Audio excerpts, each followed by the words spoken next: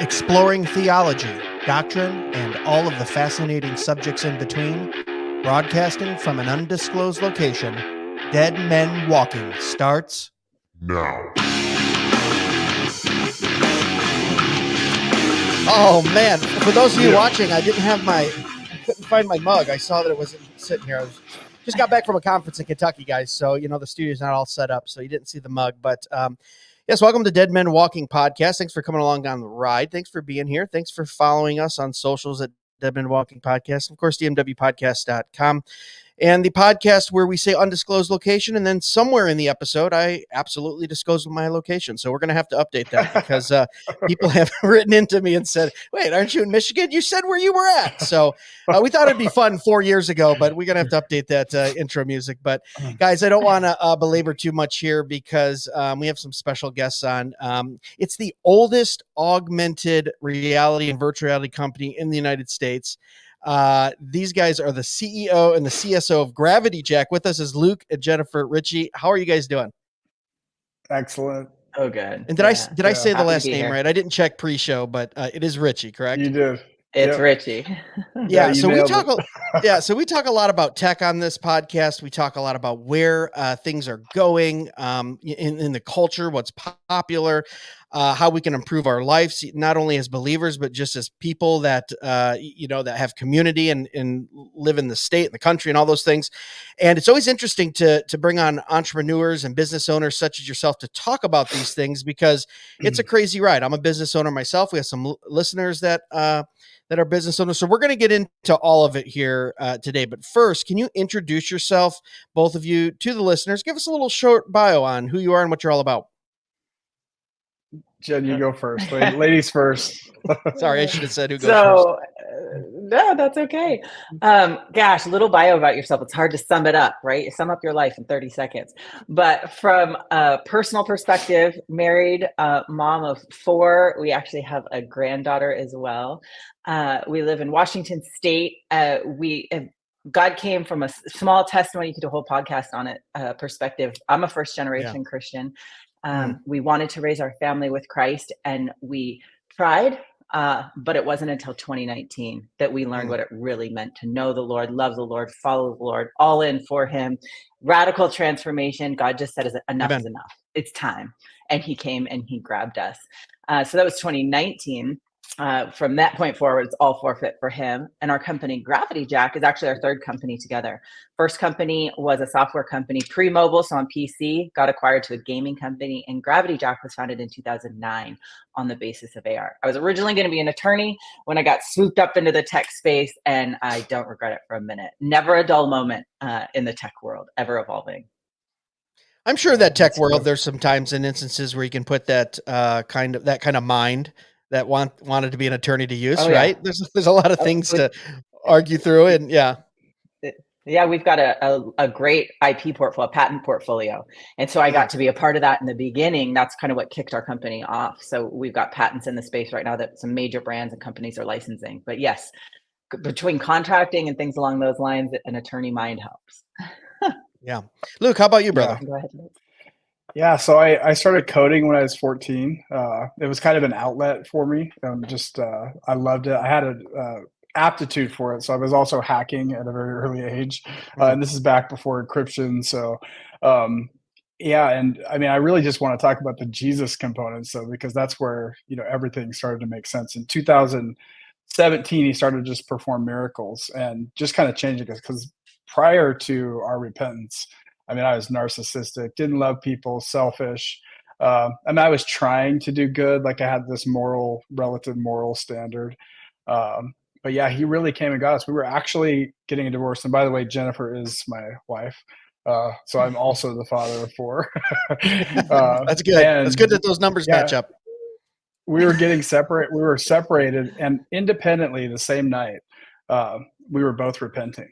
And it was so drastic for me. I woke up different. I woke up changed. I woke up seeing colors different. And I woke up actually loving people, which was just something. I was like, I knew something had occurred because I had like something flowing out of me like that had never been there before. And I knew what being born again meant. And we lived, like Jen said, we'd gone to church. I mean, we were patriots, you're American, you God and your guns, like that's what you do. Yeah. But something had transformed that actually drove a revival throughout our family. What occurred with Jennifer and I, and it drove a revival in our kids. And I'm not talking just immediate family. I'm talking like extended family, Yeah. cousins, in-laws. Jen's brother just accepted Christ a month ago, so it's still going. Like the reverberations of this event. And after that, I was like, oh God, I've wasted my life. Like I've learned, physics and about the quanta and all this crap, computer science, and it was clear actually we hadn't. Like his hand's been in everything the entire time. Yeah. And so we just said, let's give this company to God. And then what does that look like? And we'll probably get more into that, but that's where we're at. And yeah, we started this company in 2009 on the basis of augmented reality. So that was at a point when people were saying that'll never happen in our lifetime. We actually got laughed out of a few rooms for, they're like, yes, that's too crazy. Yeah. So yeah, we'll get into that in a minute, but I do want to spend a little more time on maybe the testimony part because, and you're in good company. I grew up in church. I've said many times on the podcast, I said the sinner's prayer at 7 got saved at 24. So you read into that however you want, knew of God, kind of had an understanding of God, but didn't have an actual heart change and a change of how I viewed God, how I viewed people, the grace that I had been given and how I should freely give that to others, until I was 24. So I think we might be a little similar there too. And I think a lot of Christians in America maybe have that, just a knowledge of, right? I mean, geez, if you're born anywhere in the Midwest or South, most places in the United States, you're going to see a Bible, hear about, Jesus or Christ or God, but there's really no true knowledge or relationship there. But let's talk about testimony for a minute, because I love the bio that you guys sent over and just said radically saved 2019. How did that come about? I mean, were you seeking, and this question is for either one of you, you can both jump in, but were you seeking? Was it something that came out of left field? Like how does that happen? Because I love to hear stories on how the Lord saves people. Leading up to it, so we always say, especially in a marriage perspective, like love, passion, adventure, we're skydivers, sport bike, it was never our problem. It was put your marriage first and that's going to bless your children, which is true, but nowhere in our line the Lord didn't have a place and he should be at the top, period, and end of the story. And so I would say 2016, really 2017 and 18, we just became really nasty versions of ourselves. We just grabbed onto the world and did, things that just grieved my heart now, where just all kinds of, again, just we grabbed onto the world and it just progressively got worse. We had that intellectual knowledge of Christ, but even that was getting dimmer. And like Luke said before, we separated on our way to a divorce. For anyone who knew us before, it was like, you're the power couple, that you're the what, huh? And because you're never going to live in the fullness of your marriage without, you can't do it without the Lord. And that separation is really what was the catalyst of you're losing it all. It's gone. And all of these things you're doing up until that point are nothing. And then when that repentance, I was 37 at the time, to know that I'd gone 37 years without ever really repenting, it's kind of an icky thought, and then it was just Yeah. So I was just going to say there was miracles that occurred. We actually had, there was an orphanage that we supported. And we had the pastor from that orphanage email me in 2016, and this was prophetic. And so I don't know where this podcast lands on that, but he said, you're going to go through the school of renunciation and you're going to lose everything to gain everything. And I was kind of like, I actually think I verbalized F you, like, like that's not going to happen to me. And then it just slowly started happening. I lost my health. I couldn't skydive anymore. I couldn't fight. I couldn't ride my motorcycle, my sport bike. Just everything started to degrade. And this awesome businessman that I thought I was, really, I realized, everything I used to do doesn't work anymore. Like the spigot just got turned off. And in that process, though, he was also healing things in me, because I grew up severely abused in every category. And so my thinking was just broken, but there was actually miracles that occurred, both health, spiritually. And I won't go into all of them, but it was drastic. And like I would have change occur, each year God was kind of doing something. And then in 2019, the last thing that happened was he just took me through my sin one night. It wrecked me. Like I just started Yeah. having memories of everything that I'd done to people, to my wife, to my kids. And I didn't even know what to do with that. I sat on it for 3 days. And I didn't know a sinner's prayer. Didn't have anything memorized. I just was living at my mom's in her basement, and she was gone in Israel on a trip. And I just screamed out all night, "Help me, God, you got to help me. Like, I Yeah. don't know what to do. I don't want to be this way anymore. I don't even know what to do with what you showed me, the things I've done." Because he took me through everything. Like, I mean, I remembered things there was no way to remember. And I woke up different. Yeah. So, I mean, he helped me overnight and he removed the shame. There's still remorse on some of those things, of course, but uh, Sure. all of a sudden you're walking in this different, like you're freed. I call it freedom slavery now because every time I become a slave to him, he just frees me. Yeah. uh, It's so, quite of uh paradox, isn't it? When we yeah, read in the scriptures where it says slave to Christ, and everyone goes, "Oh, it's all these rules, and you've got to." There's a freedom in laying down your will in your life, and then being a slave to Christ and His righteousness. And I was amen. very same. I was laying on a mattress in Detroit, in in a loft. My Mm, girlfriend of 6 years now, my wife of 17 years, said, "I no longer want anything to do with you." My band, which was signed to a major label, had just been dropped. I had no job, no money, no place to live, no friends, no driver's license. And I just was laying on a mattress and sobbing, going, well, maybe I still have yeah, Jesus. Do I have him? yeah, And it's a beautiful, beautiful thing. I always tell people, when you are in that valley, when you are being refined, when you are in that place in life where it feels like you can go no farther, we don't say, Christ, can you get us out of this? We go, Christ, what are you trying to teach me? How can I learn? How can I come Mhm. closer to you? Read through the yeah. Psalms, right? I'm preaching to the choir here. Mhm. David was a man that was, yes, a conqueror and a warrior. He was also depressed and in despair a lot. Why have you Yeah. forsaken me? Where are you? Right? My God. And it says that God is close to the brokenhearted. And Mhm. sometimes I believe I had so much pride in my life. He goes, fine, we can do it that way. We can do it the hard way. We will break every single thing off in your life to the only thing you have is me, Christ and Christ alone. And And thank God he did. Like, oh I'm so man, Yeah. I thankful. tell you what, I'm Yeah. getting goosebumps just saying it again because he's so good, right? And we've been given so Yeah. much grace. We now have to give that grace to others, and that is through Mhm. our works. We're not saved by works. We're saved by Christ alone and in His righteousness through faith. But we do those works. We want to do those things. We want to build things. We want to start Yes. companies Mhm. that bless people, right? So let's move into that Mhm. because I'm extremely excited about Gravity Jack.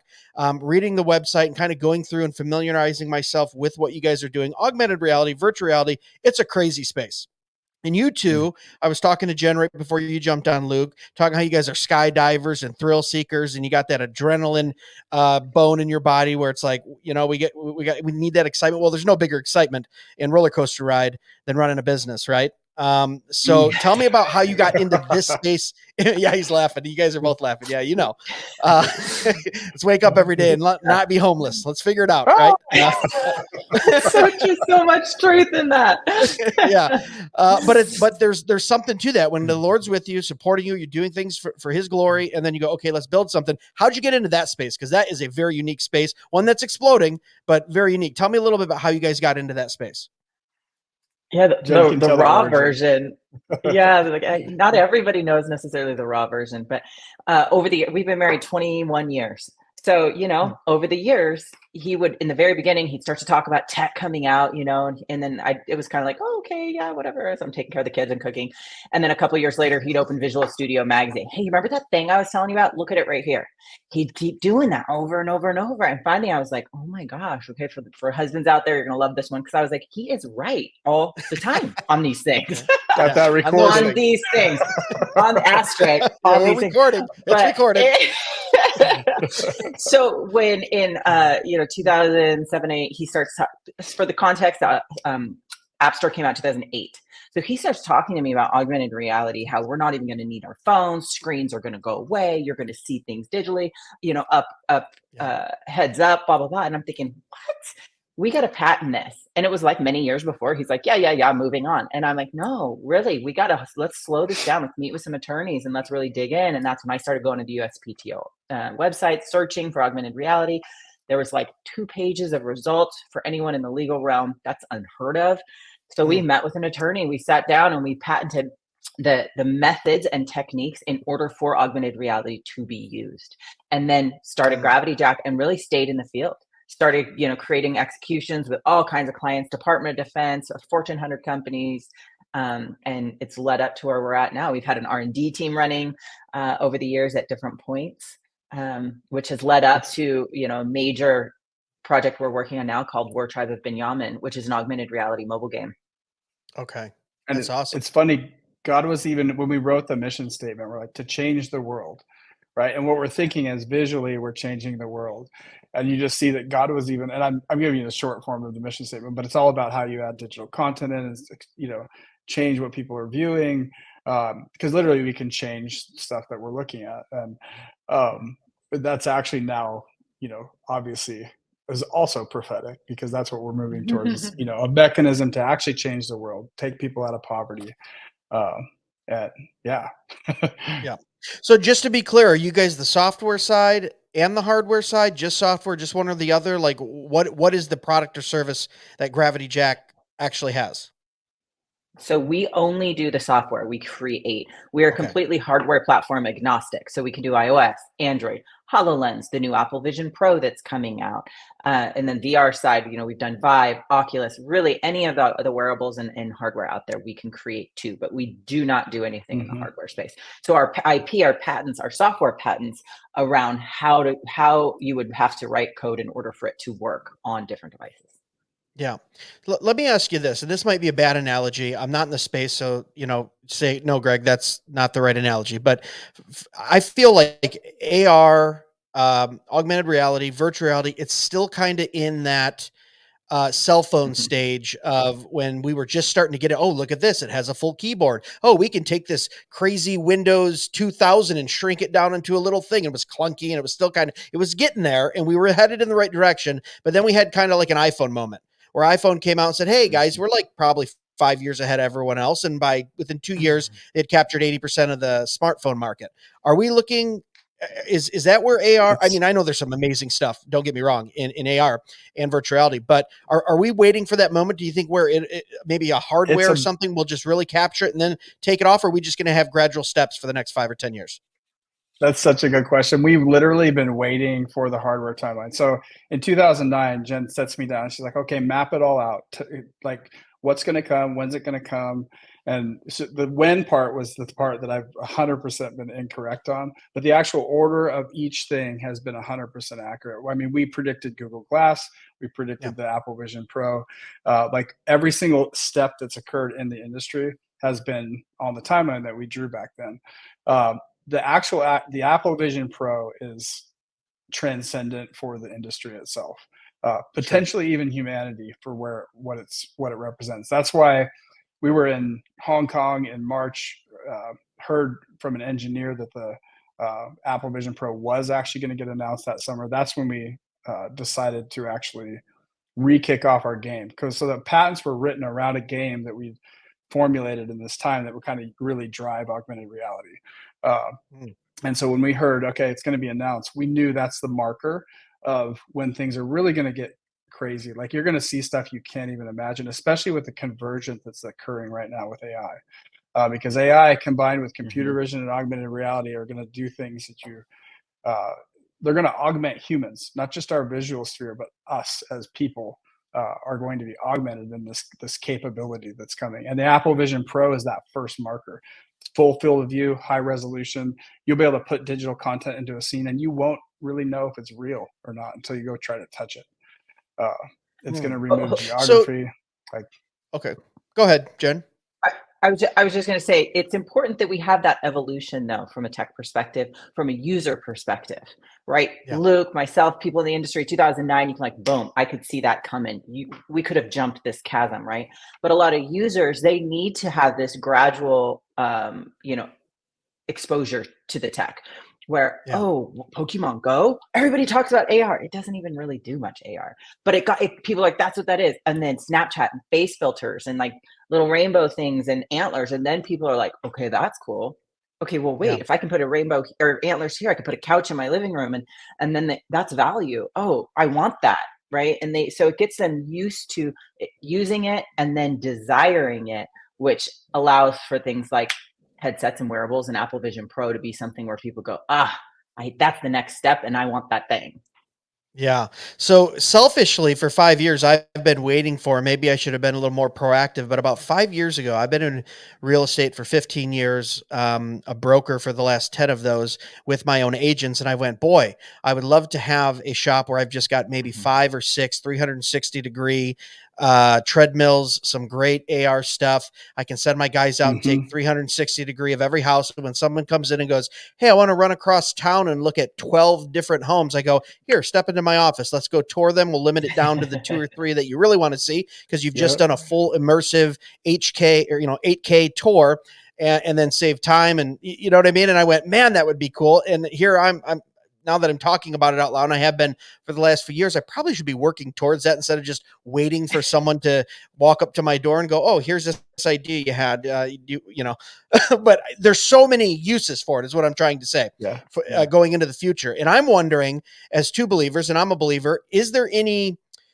should we, because you have some Christians that are very apprehensive about tech, internet, augmented reality, like, whoa, crypto. You should hear some of the conversations I have with Christians that just go, oh no, we should go stick our head in the sands and wait for Christ's return. Where I'm more, well, you know what? I think we should go out there and build things and advance the kingdom of Christ and use those technologies for God's glory. They've been given to us so that we can give him glory. What is your guys' stance on that? Being in that space, I think I know what the answer is going to be, but should we have any concerns about AR and, and all these different things and technology as believers?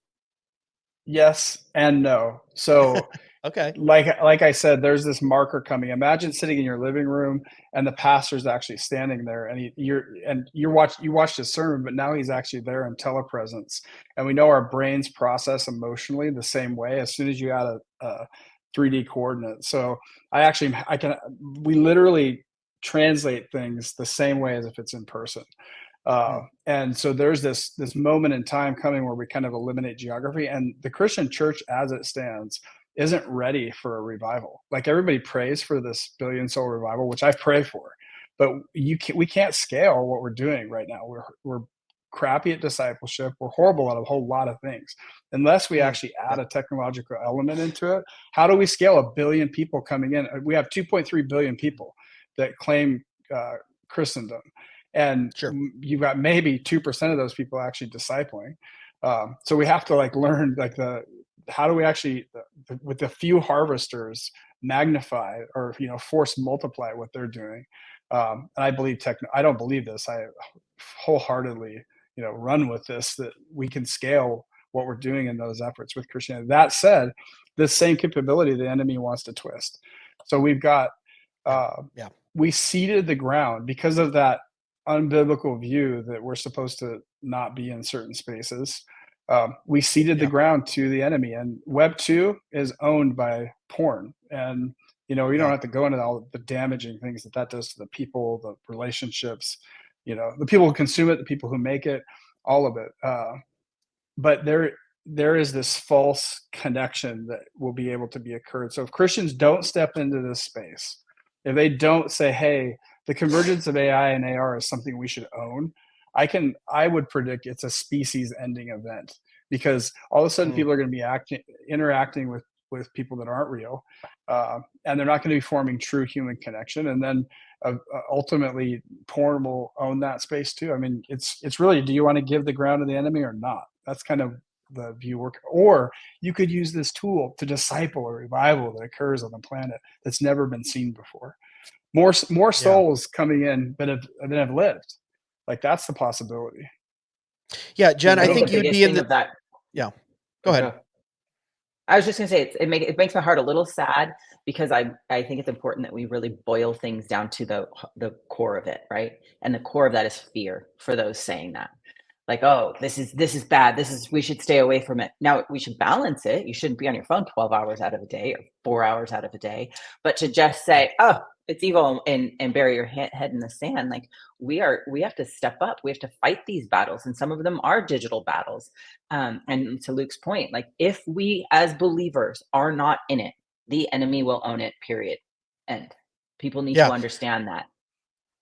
Yeah, that's so good. I mean, and we see this, I think, in every iteration of technology, right? I think back to even 30 years ago, and the internet was in its infancy. Like I said, I grew up in church, and my dad was a computer wholesaler, so I was around Commodore 64s and learned DOS, and was the first person in my neighborhood to have a CD-ROM and a Pentium Yeah. 66, which was insane, and you know what I mean, and all these things, and we had a lot of believers in the 80s was a unique time too, for like kind of the moral majority and this very conservative view of this fundamentalist of like, don't touch it, don't look at it, it's all evil, it's all from Satan, right?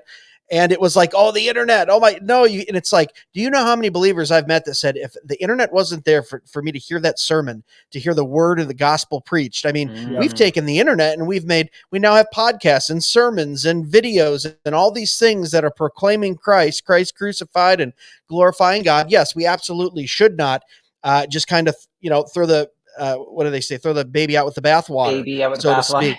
speak. Did I say that right? I think that was, Yeah. Yeah, nailed it. so I think we're tracking on the same, and I think most of the listeners here would probably think the same way too. Is like, we're in this space. Obviously, there's things to look out for, right? But I believe too that sometimes the believers only hear the crazy wacky stuff, and then, oh, Elon Musk wants to put a chip in our brain. It's all bad. And you go, well, hold on here a second. We have a company like what you guys have, and you're right. I mean, you're at the tip spear of this industry, and you're creating something, and you're believers, and you're going, we want to bless people with what we do. So with Gravity Jack, how can someone support you? Let's say they're listening right now and they go, yeah, I have a headset, or I'm thinking of getting a headset, or I want to get into AR. Like, how do they support Gravity Jack? Is it through the games that you guys provide to the hardware? Well, there's a couple. We create custom executions for clients, brands, et cetera. They can come to, they have ideas and they want us to create it. That's what we do, is one vertical of our kind of agency division. Then we have our Okay. patents. And this third piece, the kind of immediate now to support us, is we actually just launched our first public offering on Okay. startengine.com. So you can go to startengine.com, look for Gravity Jack if you actually want to financially buy into the company. And it shares in all of Gravity Jack, not just the game that we're doing. But kind of piggybacking on the last question of being afraid of these technologies and how they're being used. And you're saying, well, look at how the internet and podcasts and sermons, this is a positive way for the faith. War Tribe of Binyamin is a dual platform mobile augmented reality game. In this game, it's a secular game, but in the game, there's going to be quests. And this is a global. So it's very encourages cross-border, especially with all the political stuff right now, all these governments fighting. The people are still beautiful people. I mean, we were just in Singapore a couple of weeks ago and met with Malaysians and people from Taiwan and Vietnam. The people are lovely, and there's believers all over the world. So this game encourages cross-border gameplay, and then also an element of it in poorer economies, in poverty-ridden economies, Asia, parts of China, Middle East, Africa. There are quests in the game that people in these economies. So there's an 85% penetration rate in the world of people with smartphones. So there you can be in this tiny little village in the middle of nowhere, and there's one, maybe one person in the whole family has a smartphone, but they've got a phone and they're gaming. And so in these poverty-ridden areas, you can do a quest that is a language translation quest to earn in-game currency that can be extracted out into their local currency. So real money. These people can actually earn real money in the game by doing these translations. They'll translate Shakespeare, Moby Dick, the first chapter of John. So in that, they're actually, whether they know it or not, translating the word of God. We are getting an artificial intelligence translation engine. So some people who are like, AI is bad. Yeah, but we're going to be able to create this AI language translation engine that can allow us to speak to these people who otherwise we wouldn't have been able to speak to in their heart language. That's a beautiful thing. So that's another way that you could get directly involved. I would highly go wartribe.gravityjack.com and check that out. Yeah, and we'll make sure we link all of this up too. Go ahead, Luke. I'm sorry. Cool. Thanks, Greg. If you break this down, Google, ChatGPT, they target half the planet, the top 100 languages. They have no desire to target the other 7,100 languages that are unreached by an AI, NLP, natural language processing engine. The reason they don't want to is, one, the people groups are small, and two, they're typically that 50% is also the people that live in poverty. So what we're actually doing, though, is we're giving them real work. We uplift them up out of poverty. We bring them into the World Economic System. And then we have a company now Gravity Jack, which is bases its company on God-born principles. And now we have the capacity to speak to half the planet. And we're not owned by a woke company. This is Google. I mean, you hop in Jack GPT, it's woke. And it's going to continue to be, and it's going to continue to spew the things of the world. And now we're going to literally compete with them, but for half the planet. And it's literally the half the planet we're supposed to be going for. There's nothing, like, we're supposed to take care of the poor. All of our gifts and every blessing is supposed to be poured out to bless others.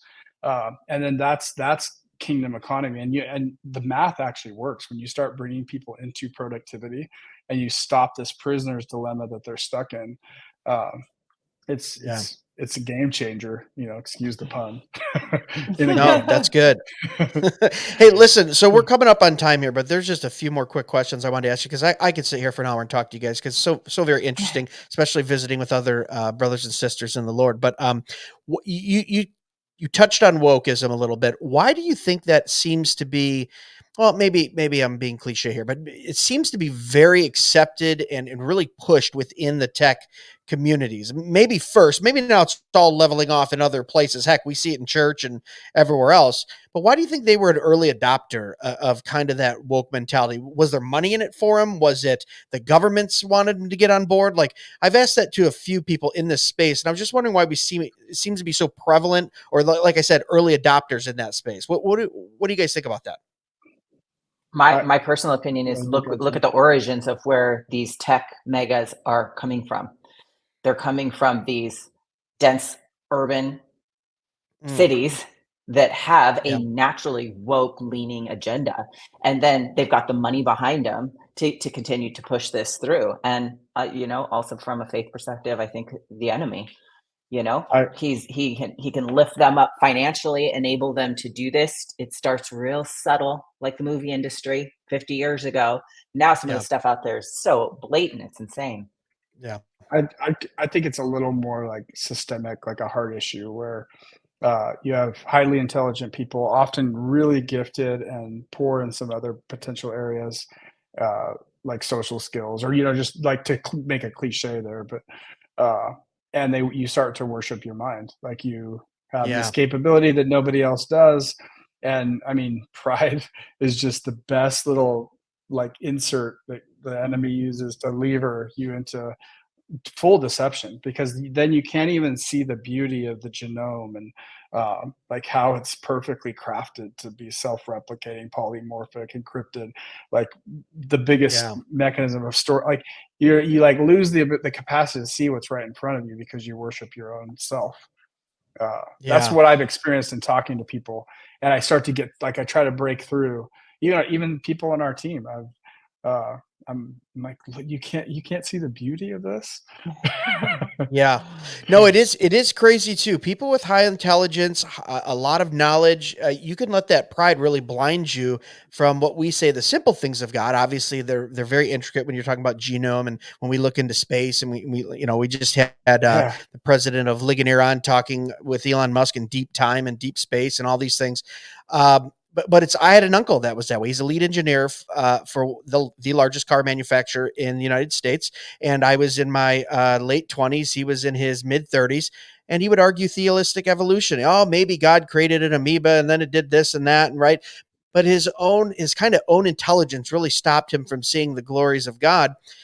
10 years later, the Lord radically saved him. And now it's like, oh my gosh, talk about an intelligent guy that's also loving the Lord and serving him. It's like the Lord knew exactly what he was doing. It's just double amplified. So, my heart really goes out for those guys too, to where Christ said, come on to me like a child. Sometimes you have to have faith and just go, I don't know, Dad, I trust you.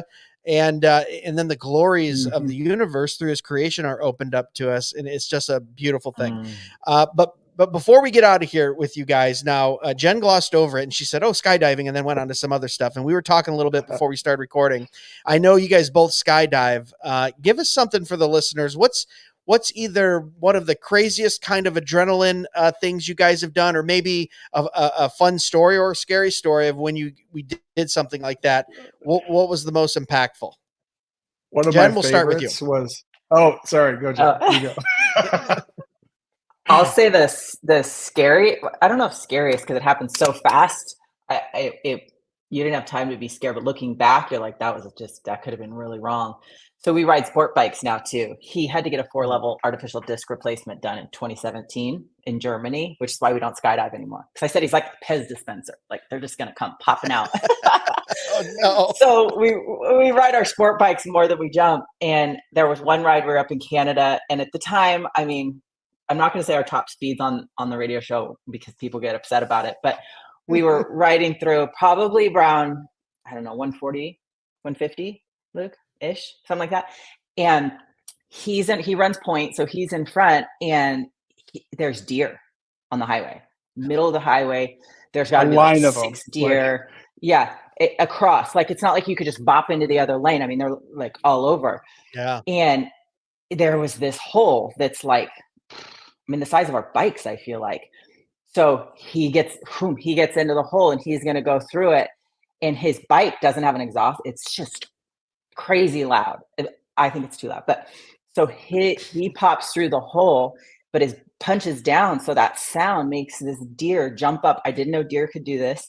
Jumps up with its front legs vertical and starts doing this like wailing thing. Yeah. And all I could do was just get down and pop through, made it through, and we were totally fine. Wow. But it was just, you had to just think so fast, and it was just stay in the hole and go. But I was like, what was that deer doing? This whole event too is like less than a second. Like that from seeing the deer to we're like punch down, you got to hit it hard. Because if you were to hit a deer, you want to hit it straight on.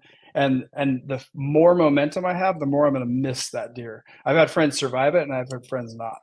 And the ones that like punch down, boom, I'm just gonna, if I'm gonna hit it, I'm gonna hit it like as fast as I can. I want to be the momentum that cuts it into. I knew he would be good because I saw the hole. It was just like, is that hole still gonna be there? Yeah. When it's my turn. So it was like that was the Well, listen, Luke, before we get into yours, I will just say, in 3 weeks in northern Michigan at my property, when I'm out in my blind, I will keep that in mind. If I see any deer, I'm say this one's for Luke and Jen. Taking down your uncle, and I'm taking the meat back to the freezer with me. Nice. So I'll get. How about you, Luke?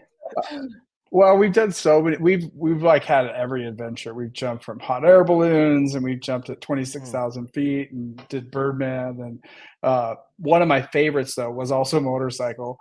Because we had 2 semis coming at us, and we filmed this. It was like when 360 when we were still doing stitching our own videos. But so we rode at the semis. So 2 semis coming down the freeway, and we split the semis coming at us. Wow. And you get to a certain speed, about 160, your eyeballs start humming, and the world just becomes this hum. And then faster, it's just like I don't know how to describe it unless you've done it. But it's just the best. Splitting was more fun than the hot air balloon. I liked the relativity of something coming by me that fast, because it's like poof, like you're just like poof, and then it's gone. How fast were the semis going in the opposite direction, or were they still? About 50. And they were riding. Yeah. Oh wow. Yeah. So it's real fast through that split. Yeah. Wow, that's crazy. Well, so guys, let's finish up here. So are you guys on social anywhere? Do you guys want people following you, or do you guys do any of that? If so, throw out the handles or where you want people to go. Most of it, I think Gravity Jack. Check us out there. We'll link onto it too. We're on Twitter. We're on Facebook. We're on LinkedIn. Luke, you might want to I'm not heavy into the socials scene anymore. But when it comes to business stuff, definitely. Yeah, it's just at Gravity Jack on all the socials. But our website has links, and definitely wartribe.gravityjack.com. That's our main thing we're doing right now. And it is Godborn. We have lots of awesome partnerships, and it's good. It's fun. Thank you for having us. Yeah, thanks for being on. And guys, I forgot to ask him the reason for the name Gravity Jack, but guess what? You're gonna have to go to the website and read that very interesting reason why they named the company that. And who knows, maybe we'll have them back sometime and they can talk about that. Luke, Jen, thanks so much for being on the podcast. I absolutely loved your testimony. Love what you guys are doing in the space. We absolutely support you here at the podcast. And if you ever need anything in the future, definitely don't hesitate to ask, or come back on when you got something exciting going on that you want to talk about. Okay. Awesome. All right. Thanks, Greg. All right. Thanks, guys. Have a good one. Guys, thanks so Bye. much for listening to another episode of Dead Men Walking Podcast. We appreciate all that you guys do. Remember, you can check us out at dmwpodcast.com. We got some snarky t-shirts there too. You can support the show if you want. We've got conferences coming up in the next few weeks. I'll make sure we announce those on the upcoming episodes. You can keep track of where we're at in the United States. But as always, God, remember the chief end of man is to glorify God and enjoy him forever. God bless. Be sure to follow us on Facebook and Instagram at Dead Men Walking Podcast for full video podcast episodes and clips, or email us at deadmenwalkingpodcast@gmail.com.